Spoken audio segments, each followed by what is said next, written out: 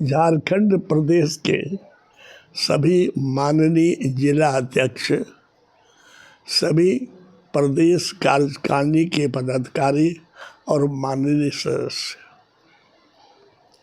मित्रों, सर्वप्रथम नव वर्ष की मंगल कामना।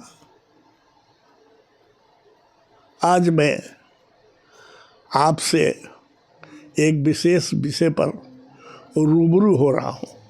हालांकि जून 18 में मैंने जब प्रदेश अध्यक्ष का प्रभार लिया था, उस समय से मैं बराबर आपसे निवेदन करते आया हूँ कि हम लोगों को जिले में कितने कायस्थ हैं, उनके परिवार में कितने सदस्य हैं, इसकी जानकारी होनी चाहिए।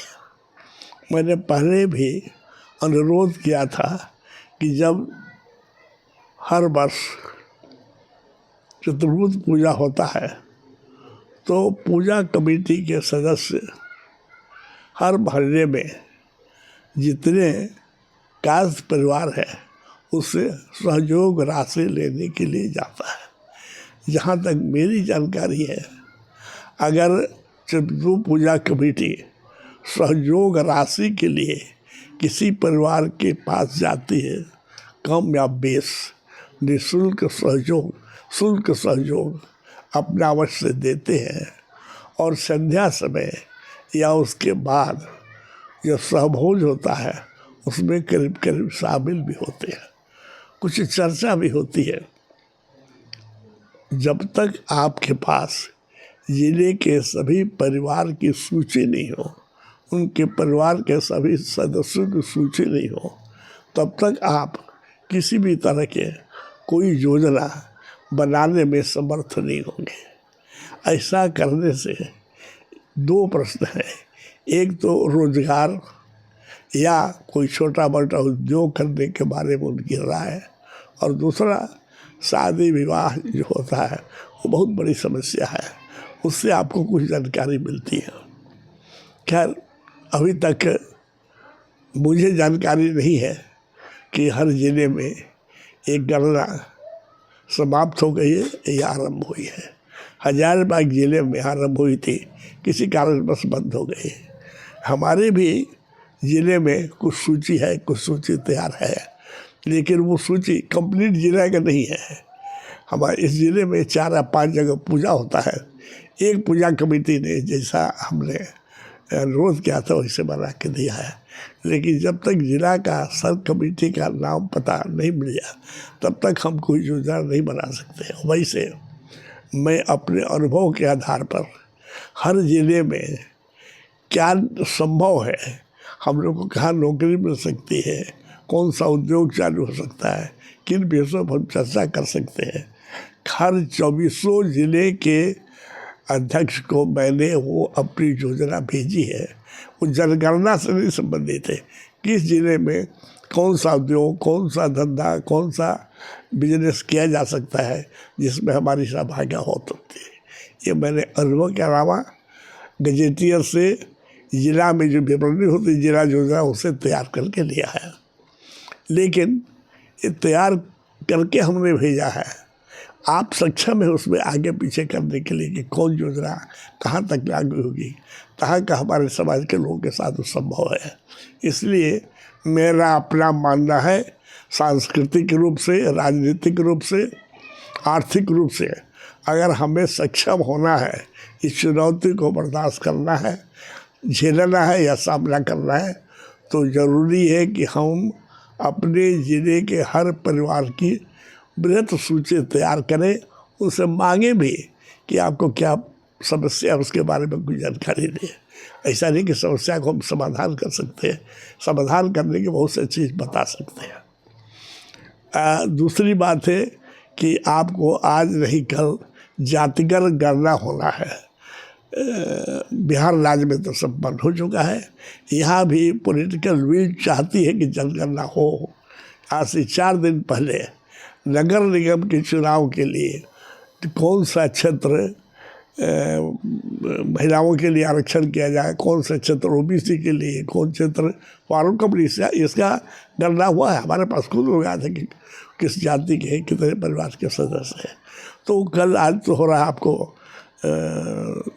नगर निगम में, कल पंचायत में होगा, फिर चुनाव होगा। इसलिए ज़रूरी है आप अपने उन्नति के लिए, अपने विकास के लिए, अपने मेल जोल के लिए, सांस्कृतिक राजनीतिक रूप से सक्षम होने के लिए आपको अपना जाति गणना आवश्यक है। आप इसको नहीं करिएगा तो फिर आपको दिक्कत होगी। और बहुत सौभाग्य है 28 तक तो आप चुने हुए अध्यक्ष हैं, लेकिन 28 के बाद अगर आप अपने मूल्यांकन करिएगा तो आपको होता रहेगा हमने क्या किया समाज के लिए।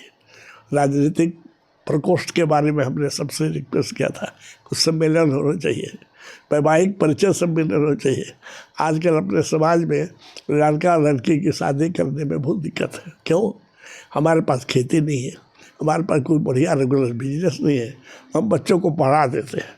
जो बच्चे पढ़ लिख के सक्षम हो गए, उम्र हो गया 32-33, नौकरी से कर रहे हैं। लड़कियाँ भी उम्र ज़्यादा बढ़ जाती है, तो लड़कियों को उम्र अगर 30 वर्ष हो जाए तो 32 वर्ष का लड़का उसको नहीं मिलेगा, उसको शादी करने में दिक्कत है। इसलिए शादी का जो संस्कार के रूप में है, आप 25 वर्ष तक लड़की का, 28 वर्ष तक लड़के का शादी अगर करिएगा, आपका जीवन सुख में रहेगा। अदरवाइज हम देखते हैं, मेरे बहुत से साथी जो हमारे साथ नौकरी करते थे, 60 वर्ष को मैंने क्या सुना, तो भाई बेटी की शादी बनी हुई, लड़का को सेटल नहीं हुआ। कारण कि आपको शादी विवाह की है बहुत उम्र के बाद, तो उनको ये डिफ़िकल्टी है। एक दूसरी बात है, आजकल सनातन समाज अपने धर्म, अपना जो शासन है वो भी बोलता है कि जनसंख्या में बहुत कम है। पॉलिटिकली सोशली हम लोगों को नाम भी नहीं देता, इलेक्शन आता तब नहीं नाम लेता। इसलिए हमको समय पर अगर जो लड़का लड़की का शादी होगा तो आपको जनसंख्या भी बढ़ने में आसानी होगी, क्योंकि अभी हम प्रति व्यक्ति 1.2 का हमारा रेशियो है। अगर नहीं बढ़ेगा तो फिर हमारे जो बुजुर्ग होंगे उनके लिए बड़ी परेशानी होगी, उनको देखभाल करने के लिए, उनको करने के लिए। इसलिए इसके लिए भी हर जिले में परिचय सम्मेलन करिए, सबसे मंगा लीजिए लिस्ट, एक परिचय सम्मेलन करिए। दूसरी बात, मैंने अभी एक परिपत्र जारी किया है कि हमारे पास सदस्यता अभियान होना चाहिए। सदस्यता अभियान के लिए कमेटी बन गई है। जिला सदस्यता प्रांतीय सदस्यता प्रभारी है श्री प्रणय कुमार जी, जो कार्यकारी अध्यक्ष हैं। उनके साथ में 3 हमारे महामंत्री और हमारे प्रदेश के संगठन मंत्री और कोषाध्यक्ष, ये लोग कमेटी तैयार करके और भेजेगी। इस काम को 1 महीने के अंदर, फरवरी के अंदर इसको समाप्त करना चाहिए, ताकि हम लोग को पता चले कि हमारी संख्या क्या है। उसके आधार पर फिर हम लोग कुछ काम कर सकते हैं। अभी देखिए किसी किसी ज़िले में वनभोज या पिकनिक के नाम पर कुछ चर्चाएं होती हुई खबर मिला हमको।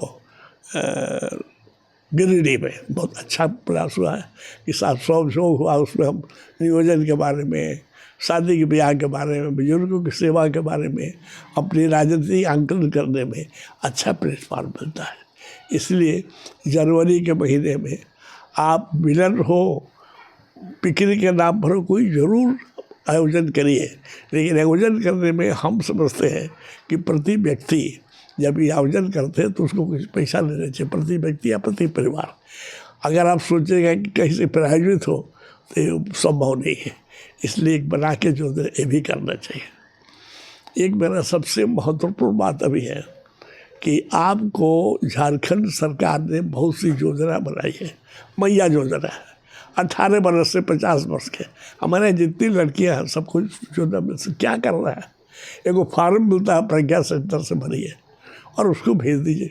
10 दिन 15 दिन में घर में बच्चियों को 18 वर्ष से 50 वर्ष के युवतियों को, महिला को अगर 2,500 रुपया पर मंथ मिलता है, बहुत बड़ी राशि है। उसको जमा करिएगा तो समझते हैं कि 10 वर्ष में 2,500 कई लाख हो जाएगा। नहीं, लेकिन जमा करे, ख्याल मत करे, हो सकता है उसके परिवार के किसी काम में, उसके काम में लगे। तो ये तो काम है, इसके लिए कमेटी बनाई अपने ज़िले में, मोहल्ले में, कि जो 18 से 50 वर्ष की महिलाएं हैं, युवतियाँ हैं, उनको प्रज्ञासन के जाते या पंचायत के माध्यम से या कौंसलर के माध्यम से उसको उस योजना में शामिल किया जाए। इसके अलावा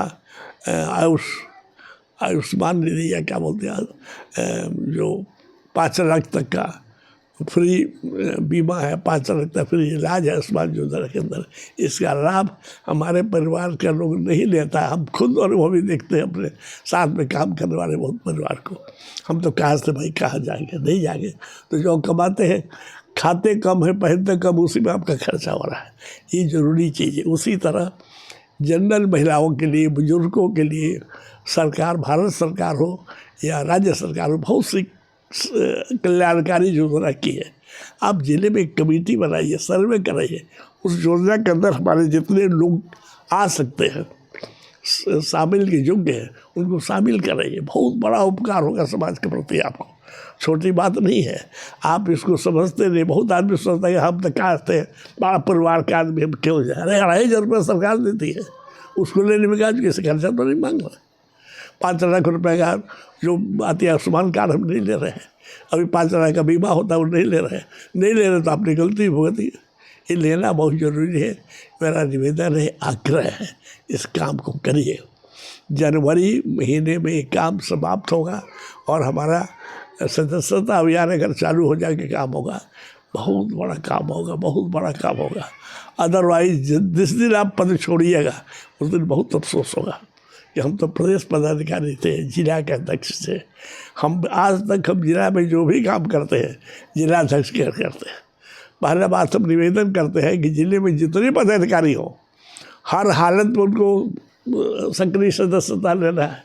जितने आदमी 100 रुपये का जीवन सदस्य बने, या मैंने पहले भी निर्देश दिया है, पारिवारिक सदस्यता के लिए कोई शुल्क नहीं है। कहीं आप संविधान में वर्णन है, शुल्क नहीं है, परिवार को सदस्य बनाइए। एक परिवार में एक मुखिया अगर उसका पारिवारिक सदस्य होगा, 10-15 रुपया लगेगा, फॉर्म छपा के दे दीजिए, तो उसके यहाँ 100 रुपये का, अगर परिवार में 4 आदमी है तो 3 आदमी और 100 रुपये का संसार लेगा जीवन। इसलिए सभी से निवेदन है कि साहब आप इस 2025 जो समय है उसमें कुछ न कुछ करके दिखलाइए। मेरी भी उम्र हुई तो 3 दफ़े मैंने प्रार्थना किया था कुछ छोड़ा जाए। बहुत से लोग यहाँ से लेके बोले नहीं आप रहिए, लेकिन कैसे रहेगा।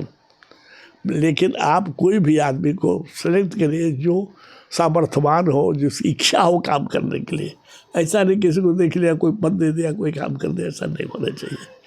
इन्हीं चंद शब्दों के साथ आपकी उज्जवल भविष्य की मैं कामना करता हूँ। सदा सुखी रहे, संपन्न रहे, और इसके साथ साथ भगवान के प्रति, चंद्र भगवान के प्रति कुछ न कुछ प्रार्थना करते रहिए, ताकि हमारे हिंदुत्व, हमारा सनातन धर्म, हमारी संस्कृति, हमारे संस्कार, हमारे परंपरा, हमारे धरोहर आगे बढ़े, उसमें जीवंतता हो, उसमें पारदर्शिता हो। जय।